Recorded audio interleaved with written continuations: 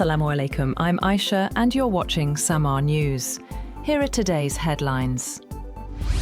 President Donald Trump left China on Friday after a high-profile visit that produced no major trade breakthroughs or clear Chinese support to help end the Iran war. Despite 2 days of public praise between Trump and President Xi Jinping, tensions over Taiwan remained central, with Xi warning that mishandling the issue could lead to conflict. However, talking to reporters aboard Air Force One, Trump said he would soon make a decision on the issue. He also said that China agreed to buy 200 Boeing jets, with a potential commitment to purchase up to 750 planes. To a question, he said he is considering lifting sanctions on Chinese companies that buy Iranian oil and expects to make a decision soon.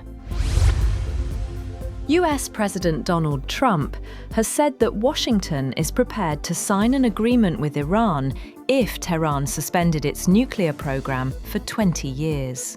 Speaking to the media aboard Air Force One, Trump said he would accept such an arrangement if Iran's commitment proved genuine.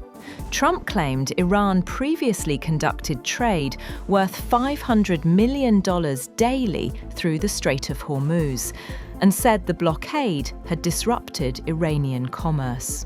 He said the ceasefire decision was taken at the request of other countries, and once again praised Pakistan's Field Marshal and Prime Minister. Trump also said he would decide within days on lifting restrictions imposed on Chinese companies purchasing Iranian oil.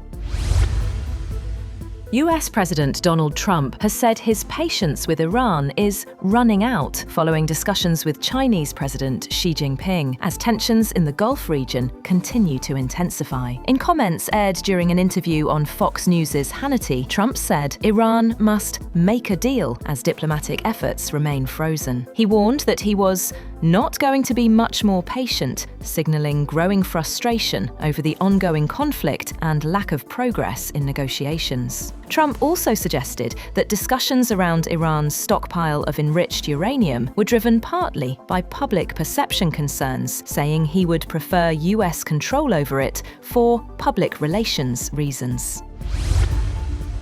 US President Donald Trump says he discussed Iran with Chinese President Xi Jinping and that both leaders agree Tehran must not be allowed to develop nuclear weapons. Speaking during his state visit to China, Trump also said they want key straits to remain open, calling their talks successful in resolving a lot of different problems. A Chinese spokesperson said both sides agreed on a broader vision for a constructive China-US relationship aimed at long-term stability and global peace and prosperity.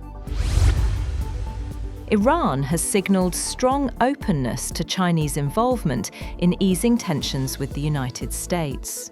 Foreign Minister Abbas Araghchi said Tehran is ready to welcome support from any country capable of helping resolve the conflict, particularly China.